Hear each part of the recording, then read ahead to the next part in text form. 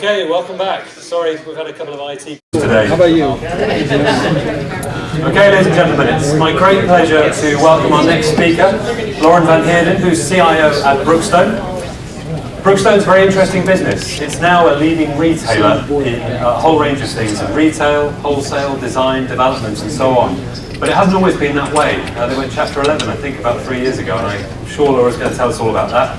She's actually the creator of a new initiative called Brookstone Launch, which is an end-to-end development, manufacturing and retail program that helps makers, inventors and startups and crowdfunders actually get to market. They've got the funding, they've got the idea, what next? She's got a great background in innovation, future technologies, product development and startups, and works with startups every day now in her business. And I hope she's going to share some of her experiences with us. Laura.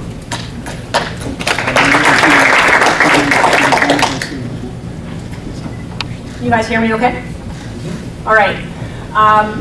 Who knows Brookstone? All right. So that's a good place to start. So what you may not know about us is that we are based in New Hampshire, and we do all of our own product development. So if you actually go to Brookstone and you sit in our massage chairs, I'm sure you sit in our, you're not like the customers that sit in our massage chairs for 45 minutes and then don't buy anything. That's not you. You're looking around and you're seeing products that we actually make. So what I'm going to talk to you a little bit about today is our innovation journey, and it's actually my comment I made earlier is a wonderfully terrifying statistic based upon Harvard data. 90% of people who have a heart attack due to smoking don't stop smoking. So just think about that for a second. So we're all innovation people in here, and we are, most of us, not in the life and death business, most of us. But people who have heart attacks are in the life and death business. And when faced with life or death, 90% of them choose cigarettes.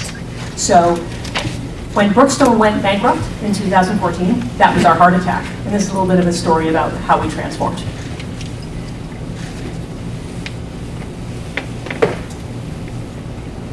Brookstone company, you all know them, they filed for bankruptcy protection. It's a big story. Yeah, we all know Brookstones. Well, they filed for bankruptcy, and we know the Brookstone catalog, we know all their mall stores. So the bankruptcy news was kind of a surprise. I didn't see this one coming. That's why I invited Don Kenworth, the CEO of Brookstone, to explain just how it happened. We have him, the satellite hookup. How are you, Don? Hi there. Hear me okay? All right. Hi there, Conan. Good. You can hear me okay. How did Brookstone get to this point? Frankly, Conan, we have no idea. At Brookstone, we made innovative products that Americans couldn't live without. Like this garden trowel that's also a karaoke mic. How's everybody doing tonight? All right. See, actually, that might be a problem. I think we can live life without that thing. Well, how about this oven mitt with Wi-Fi? Okay, why would anyone need an oven mitt with Wi-Fi? Well, it's the fastest way to download your music into your salad bowl MP3 player. Okay. The shape of the bowl acts as a natural speaker. Okay, yeah. Okay, amazing. But what if you put a salad in it? Well, then it's very muffled and you void the warranty. Okay, look. That's the problem. See, all Brookstone did was add technology to things that people already have, and then they would jack up the price. That's the problem. Ouch. But true. That's why last week we filed for bankruptcy, and I'm going to commit honorable suicide with this beautiful titanium golf tee and cyanide injector. Okay. Please, sir, that's no reason to kill yourself. Too late now.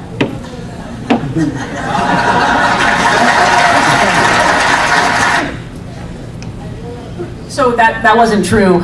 So for those of you who don't know, Conan O'Brien's a Boston boy, and I think it's really would be great for him to stay connected to the story of this little New England company, Brookstone, and how we transformed. So this is 2014, and in April 2000, I'm going to try to see if I can not squat around here. So in April 2014, we went bankrupt. And I was working in the financial services industry. I've been in the financial services industry for the first 23 years of my career, and was always in the innovation space within financial services, from online banking to alerts to mobile to software within. It was all in the cutting edge, and never thought I'd ever work for a product company. And at that point, Brookstone basically said, look, here's the deal. We had a heart attack. We went bankrupt. And I promise that's the last time I'll talk about heart attacks. We're looking for people who can come in who are more representative of our customers, outside of our industry, who can help transform this company. And so I said, cool. I like products. It'll probably help hasten my exposure to the newest products in the market. So I joined there in 2014. And the journey that we were on at that point in time is a wonderful, wonderful journey. And for people here who have worked in large companies, medium companies, small companies, what you typically find in all companies is a pervasive not invented here syndrome, right? So you've had that, right? So our story is about how you take a not invented here syndrome and then complement it, not replace it, but complement it with change from the outside. Okay, I already told you one thing about Brookstone, and that we do our own product development and we're based in New Hampshire, 2 things. The other thing that you might not know is that we launch 200 products a year. So if anyone has ever worked in a product company that's launched 200 products a year, let me tell you something, it's really hard. Like, you are constantly in the cycle of figuring out what you're gonna launch, what are the features, where are you gonna get it, how are you gonna build it. And when I was in software, that was hard enough. But think about when you have to do things like tooling. Does anyone know what that word means? All right, so tooling is a concept that is not in software. It's about taking steel and actually putting it into a shape that requires making steel into a liquid. This takes like 6 weeks, right? So think about your product development cycle has a long pole in the tent, which involves steel, right? So this is very different from software development where there's steel is optional. So with that, knock knock. Come on. Who there? So the distributed innovation economy is here. Distributed innovation economy who, right? Come on guys, you gotta help me. All right, so distributed innovation economy, very simply, okay, lots of words here. Very simply, it's basically the principle saying that your next great idea, product, service, offering, customer, everything, may not be where you looked before. Okay, we all get that, you all get that, you're all smart people, right? But if you do not see how that works and look to complement what you're doing from the outside in, then let me ask you a question. Do you buy all your own products and services? Because the answer is probably not. Probably you have external customers. And if you're not listening and looking to see what customers are doing and what their trends are, and you're only using your own 4 walls, and you're only breathing your own oxygen when coming up with ideas, you're probably on this slow path towards mediocrity and towards having your competitors really be able to differentiate, not based on product, but based on speed. And that's really the game here, is speed. So, no joke. I'm gonna move this around a little bit. It's nice when all the guys are up here and they're all tall, and then put me here. So, all right, it is absolutely no joke. All right, so this, okay, who knows that retail is kind of going through a tumultuous time right now? All right, so it's so great when I put together a slide that says in 2016, 14 major retailers have closed at least 100 stores each. That's great. Does anyone know what Warren Buffett said yesterday? All right, okay, not only, this is old news, sold $100 million of Walmart, so he's out of Walmart. Did that a couple months ago, right? When he bought into airlines, he did that. But what's predicted is that this year is the year of the bankruptcy for retailers. The year that had the most closings in retail was 2008. And I think that was something like 7,000 stores were closed in the US. This year, it's on track to be more than 8,000. Whereas already this year, that 14 major retailers closing 100 stores each, that is on the way of being a footnote in history of what's going to be happening in 2017, excuse me. If you look every week at who people are closing, like Macy's is still closing stores, JCPenney is closing stores, opening stores, closing stores. You have BB who just closed stores. You have The Limited who's closed all their stores, Radio Shack, all this. So many people are closing stores. And we know exactly how they feel, exactly how they feel. So right now we have about 250 stores, including our airports, and we know that when you have a business model where you're reliant upon a significant channel with people crossing your lease line into your organization, to go into your store, to your malls, you have to actually have them there in order to convert them. It's not like an online place where you can probably throw money at the problem and they're gonna find your site, but if they ain't coming to the mall, they ain't going in your store. So it's a problem that's why you're seeing all of this thing in the industry of why our mall stores are closing. So what did we do? Okay, so we have this 53-year-old brand that went through this very, very bad situation of what got through 2008 and hit 2014, go bankrupt. What did we do? We woke up. This is a very big thing that we did, because what we saw in the industry was that there was a couple of major problems. First major problem is that people were not coming to the stores as much as they were previously. So who here works for a bank? Oh, come on, nobody here. Okay, so I can do my bank bashing jokes. So I used to work for a bank for a long time, and what I would say about banking is, I'll ask another question. Who enjoys, everyone raise their hand, let's start that way. Who enjoys going to their bank branch? They have coffee or something at your bank. All right, so earlier, one of the guys that was talking earlier was talking a little bit about USAA, and I was chatting with him about how USAA was amazing to be in the banking industry while they were going through their transformation in digital. And I worked for a top 10 bank in the US and was responsible for the mobile platforms and mobile product and mobile innovation. And we saw USAA and said, hey, that whole take a picture of the check thing, that's kind of cool. Let's do that.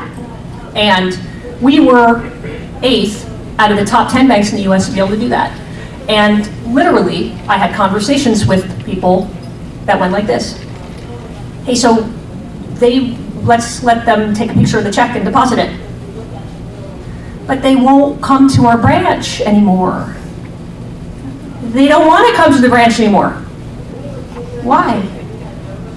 Because they don't like coming to the branches anymore. Why? Because typically they're asking us for stuff and they're not happy when they're at the branch.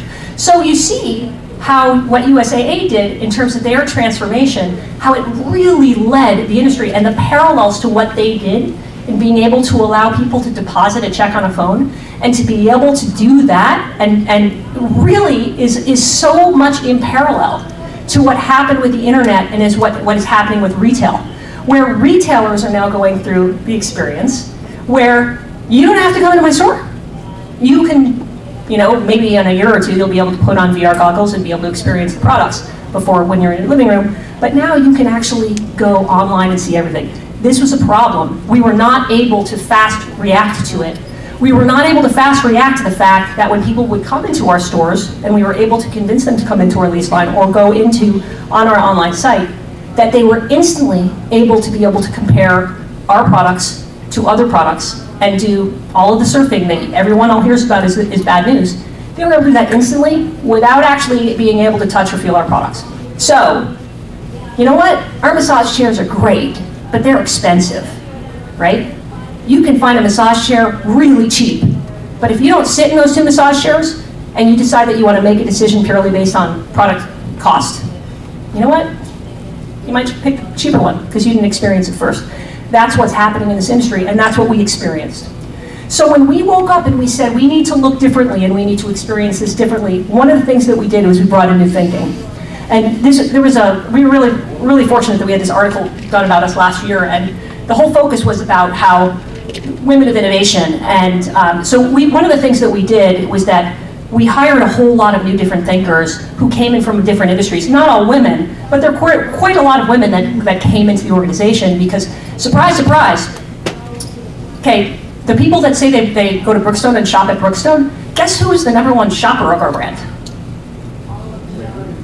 Me, right? Not people who look like me, right? You're talking about women who are buying products for themselves, but mostly for others, right?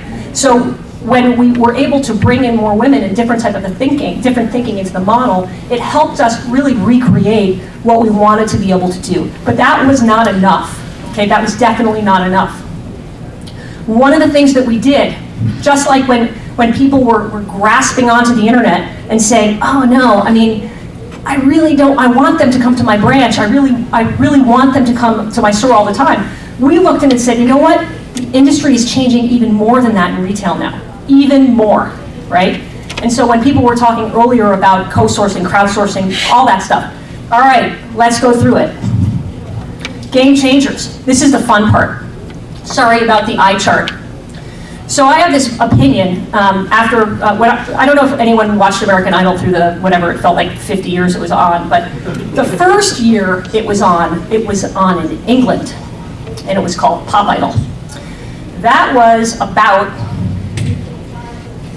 I think about 2003, 2002. Otherwise known as your teenagers didn't text all the time age, because they didn't know about it. This was when American Idol first came out, you actually bought a text plan for your phone. Like, just think about how that works, right? Now it's like thousands, right? My hypothesis is that the change of the industry for texting happened because of American Idol. Because they were the first that said, text to vote. Everyone loved it. And that's how the groundswell of texting happened. So, where does this go? All right, so you see the big major game changers that happened pre-2008, we all know about it. It is almost now the 10th anniversary of the iPhone, believe it or not. So we're in iteration 7 of the iPhone, and they're in their 10th year. Amazon, internet, Facebook, all that stuff happens. Today, where's it going? All right, social is kind of a thing. All right, online gaming. So I'm a queen of the stat. 1 out of every 7 couples in America met online. I have a woman on my team who's married to a guy that she met in Xbox. All right? That's like seriously different than when I was growing up in Vermont, right? Very different, right? So the other things that happened, Uber. So for all the bad press Uber's getting, they did a pretty good job in what they did. Who here is in insurance? Okay, did you know that Uber now sells car insurance? Did you know they also are actually financing cars? So, like, talk about supply chain heaven and disruption. So not only did they decide, I want to create a new industry, but now I'm going to take every single vertical within that industry, and it's going to be mine as well, right? So they've captivated customers in acquisition and gone that way. Nintendo Go. Okay, I use this example. Who played Pokemon Go last summer? You can admit, it's okay, you're amongst friends. If you didn't, you were in your parents' basement playing Xbox, but if you were outside playing, you're gonna raise your hand now. So if you played Nintendo Go, there you go. By the way, more batteries for mobile phones were sold last summer than ever before. So that was just like, if you look at the ancillary impact of it. Airbnb, Dollar Shave Club, you all know these big disruptors. What will happen next? All right, voice will be everywhere. Remember how everybody said, mobile payment is gonna happen, or, oh yeah, mobile apps, the same thing. Great. As soon as everybody has Alexa, as soon as everybody has Google Home and Siri is more pervasive, nobody's gonna wanna even touch their keyboards anymore. They're gonna wanna just have natural language. That is definitely where it will be.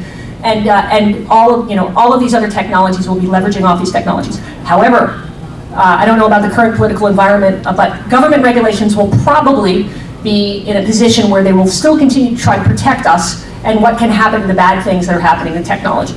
Okay, so that's what happens from a game changer. Where does ideation happen? This is cool, because in pre-2008, we all did it ourselves. Yay! Right? So we could launch a product every year or two, or 2 or 3 years, spend $5, $6, $7, $10, $15 million launching them, and we knew there are customers. Sometimes we had focus groups, sometimes we didn't, and we just launched stuff.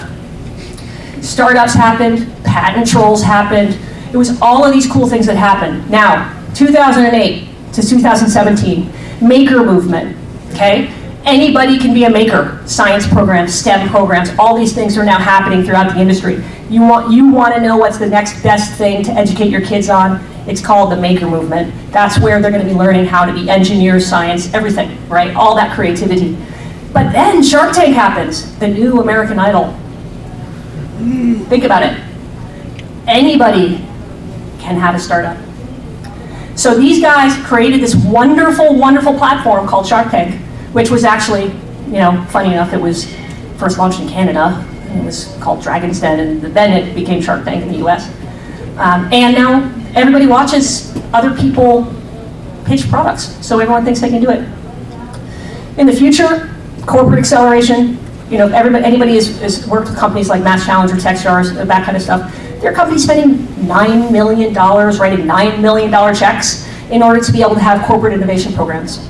It's absolutely amazing. And that's just like innovation in a box. Like, you want to start up an innovation lab, $9 million gets you there. Just call up one of the innovators and they'll set it up for you. All right, so now you know what the game changers are. Where does the money come from? This I really, really like, being an ex-banker. Pre-2008, you had to come to me and ask, right? Hey, I got this great idea. And we'd be like, where's your business plan? What's your pro forma? What's your market study?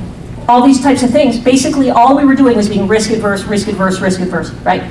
So we referred to this as the family, friends, and fools round, right? Which was, if you didn't go to a bank, you better have had somebody who had deep pockets in order to be able to do that. Except after the internet and Shark Tank came along. Because then you had angels, accelerators, incubators, and crowdfunding. Now, who here, I'm asking a lot of audience participation for after lunch. Who here is participating in a crowdfunding campaign? Okay, keep your hands up. How many of you have gotten your products? I got a shaky shake back there. So about a little bit more than half of you got your products. So congratulations, you're among the half that have gotten their products. So that's really kind of one of those things where I'm in the business and I haven't done it because I actually know the risks of doing it from personally. So angels, accelerators, and incubators, best thing ever. I love working with these companies.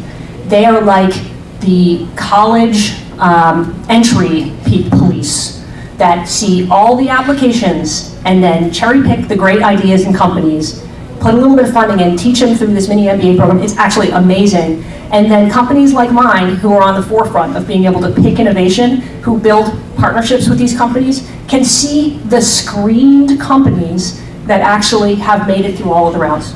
So it accelerates everything. So a little bit harder to do in software. There definitely are companies like Y Combinator, 500 startups, that really are very good within this space. For hardware, it's a little bit different. There's different players in it.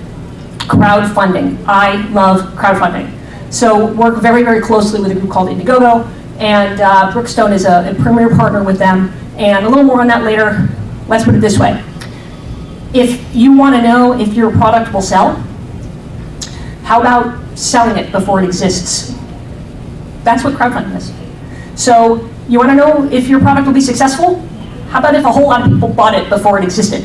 So that's probably a good indicator and a good proxy for whether or not it's going to do well. In the future, corporate crowdfunding, sure. So I love this idea because being able to have, anybody who's in product development here, it's a really interesting dialogue to have with product development people to say, you like that idea so much, let's crowdfund it and see what happens. And it's actually a really good conversation because you can say, oh, nobody liked it? I'm glad we didn't invest 18 months launching it. Rather see whether or not people will buy it first. Equity crowdfunding, that's happening now. And I do think where it's going to go is that the supply chain will be Uberized. And you will, just like you can be able to send a box, from point A to point B in America, not just a person via Uber, through fractional distribution. Fractional distribution is bound to exist in the supply chain in Asia very soon. That's what I would predict is going to happen. Okay, customer, remember them? So, has anyone kept in contact or looked at the news of what's happened recently in the airline industry? So, who could have predicted that there would be problems with publicizing customer service anomalies, I'll call them, in the airline industry. Who could have predicted it? The answer? Everyone. Everyone could have predicted it. Because it's not cool to share your Comcast experience when you're in your living room, but it is cool to share it when you're on an airplane with everyone else who's on the airplane, right? So you can see how when it becomes personal and the pervasiveness of technology and how it influences how people share and talk and ideate and decide, how something as arcane as a mobile phone can transform how an industry actually treats its customers. So you look at how AR shopping might happen. You might even be able to say, pick your staff, pick when you're going to come and work. The point I want to make on this slide is that while in history, our history, which is such a nice history, but we have to forget about it, where we didn't have that passionate customer interaction, has now transformed to vocal interaction, to the point at which you want it to stop, right? We all do, right? We all want it to stop, but it doesn't stop. It will never stop. It will just get more and more loud. And this is why we have to embrace how we work with customers even before we launch products and how they actually influence what products we launch. So for software companies, this is less scary. All right, all that stuff I had to do, I now have to do super fast. Because now that I am actually engaging the public, I don't have 1 to 2 years to launch anymore. I am lucky if when I launch my product, there already are not knockoffs. Who has a fidget cube? Who has a spinner? Read an article this weekend that unfortunately the lady that has the patent for the spinner, it just expired. That sucks, right? Okay. So when we, and you can get your spinners and fidget cubes at Brookstone.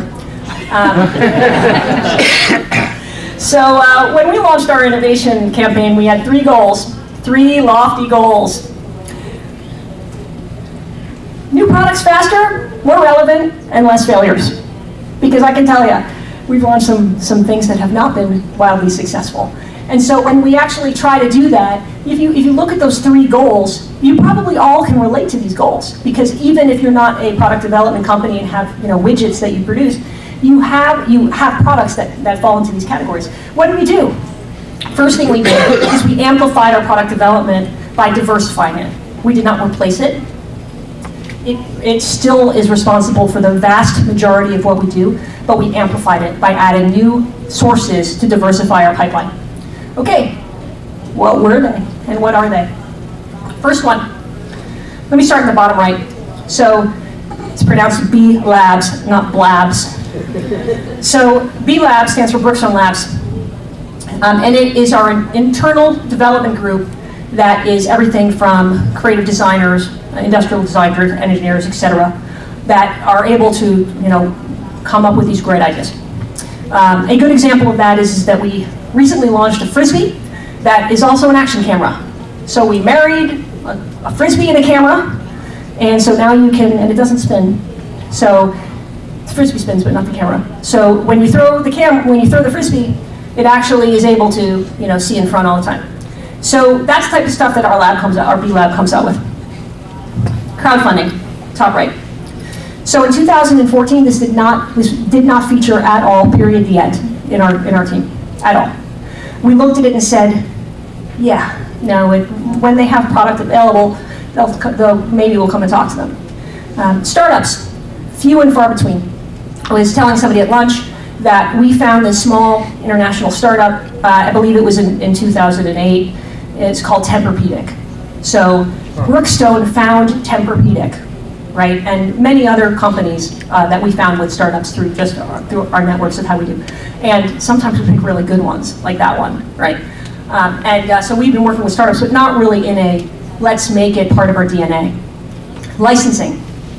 So yes, we did a little teeny bit of licensing. We have a really great product, which is what is it? It's a tool that also is kind of like has this shotgun approach that you can put different heads on the tool. So Phillips screwdriver, flat screwdriver, all that. So the type of thing that we have had in the past.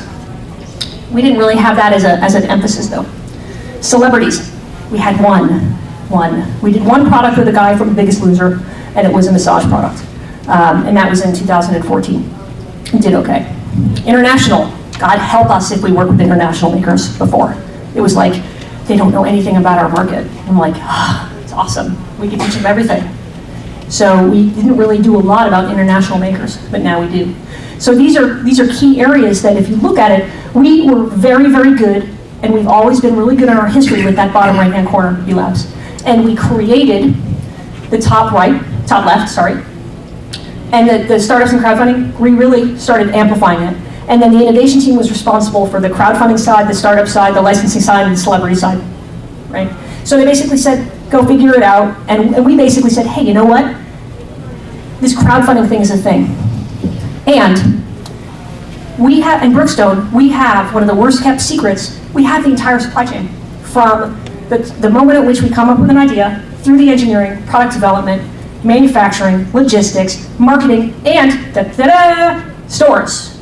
No one else has that, right? If you look at the whole supply chain, the fact that we have the store is a key differentiator. So I said, maybe we should monetize that.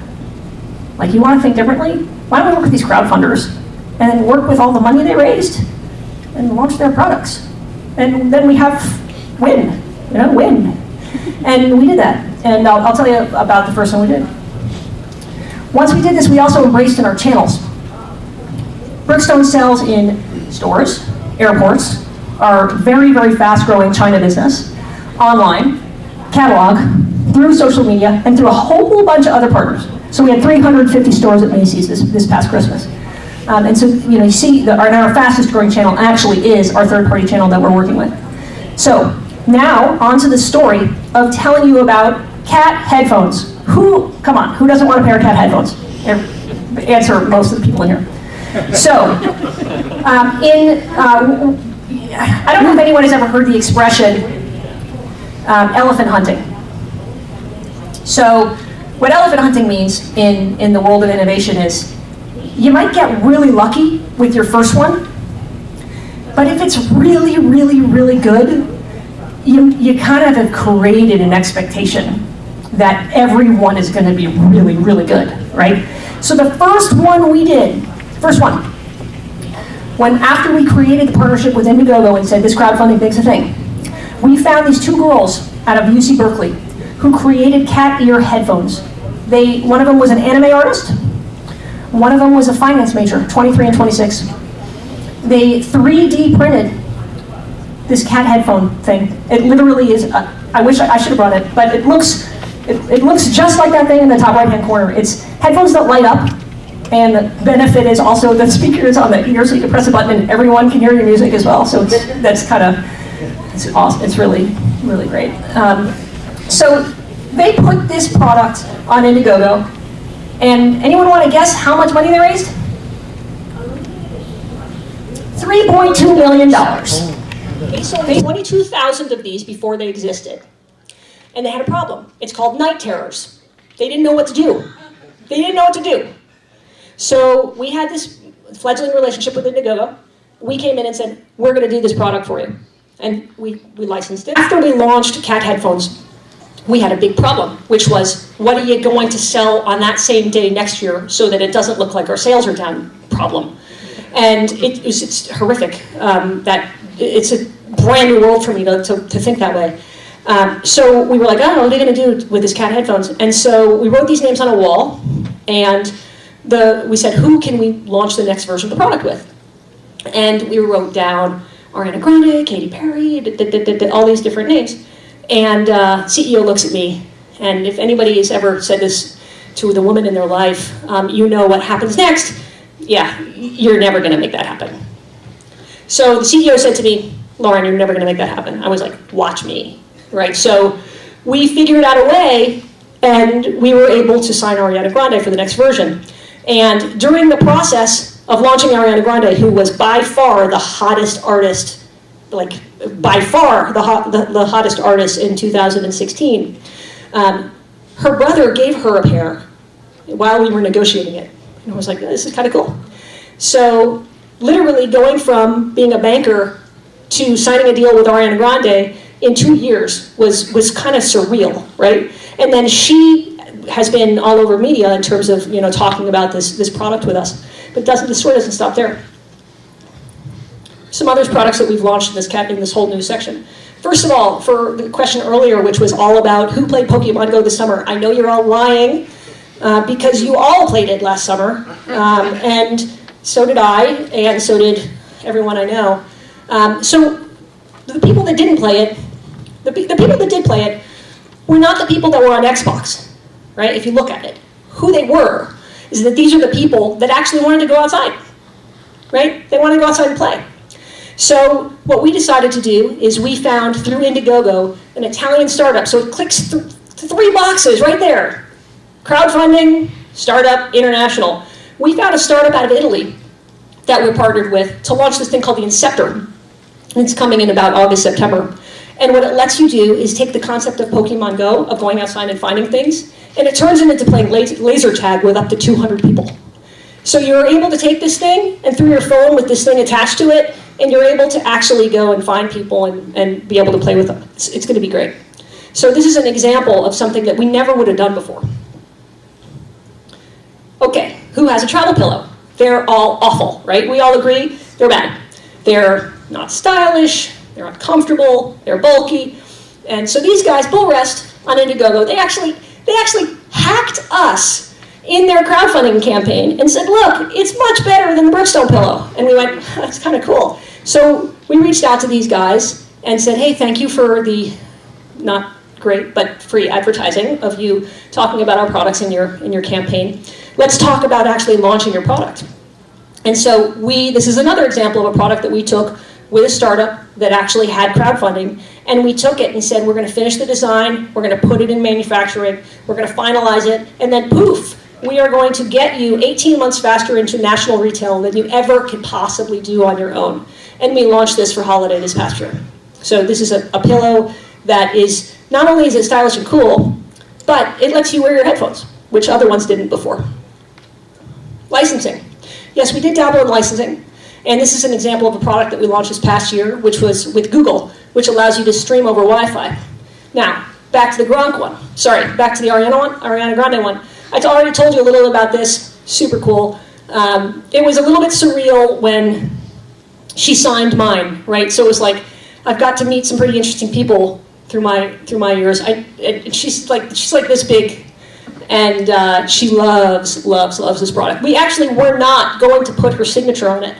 The signature's on the ear, and she was like, she signed mine, and we looked at it and we're like, damn, that's cool. Like, we should have the signature on all the products. And so we only did that because when she signed it, it looked pretty cool. Okay, who here is from New England? Okay, who here hates the Patriots? Okay. All right, so the next product, see if you can get over that. So coming soon to, so here's another example. So in August this year, you'll see a little bit in July, but we had this other idea that came from our B-Labs.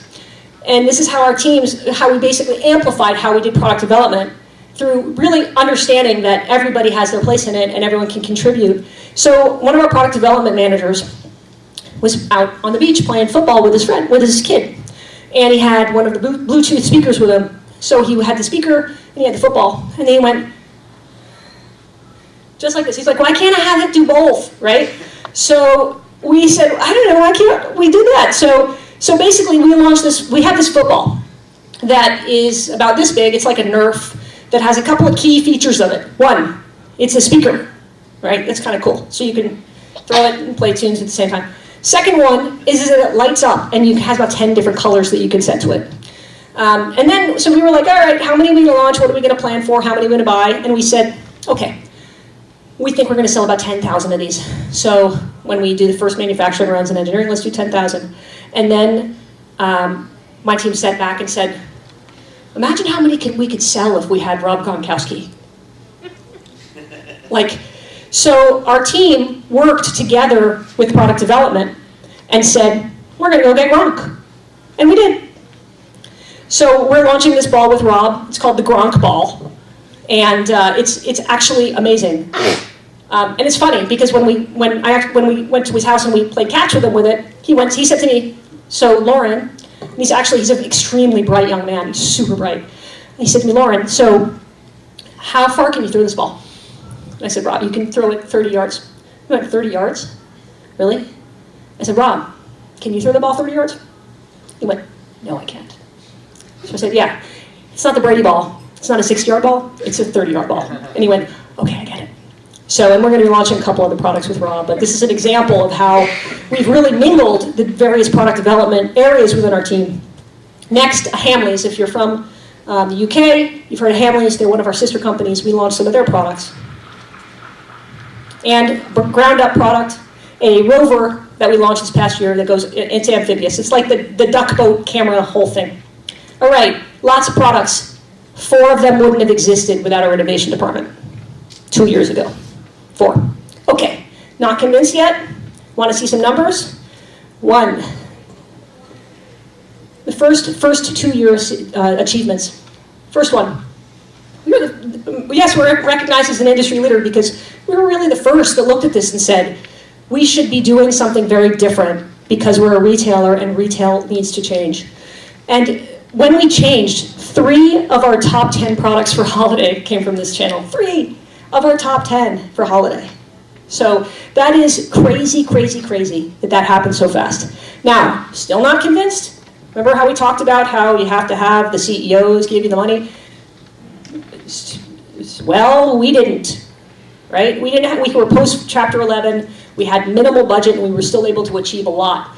And we achieved 5 times ROI with almost no money, right? Almost none, okay? And now we have nearly 10% of the top line revenue of the company. So if you do the math, 0 as the numerator divided by, it means a lot. There's a lot of ROI on 0 gives you 10%. And not only is it 0 gives you 10%, but the #1 product by every measure came from this channel. Every measure. Units, margin, dollars came from this channel. Okay? So from my point of view, it's legit. Like, this is the type of thing that if you really commit, and maybe we committed because we had a heart attack, and we wanted to be that 10% that survived, but we committed, and we made sure that it became part of our DNA. And we were extremely, extremely fortunate that we hit the elephant the first time. And that created the legitimacy within our 4 walls to go from launching 10 products in our first year to 50 products in our second year to who knows how many this year. Takeaway.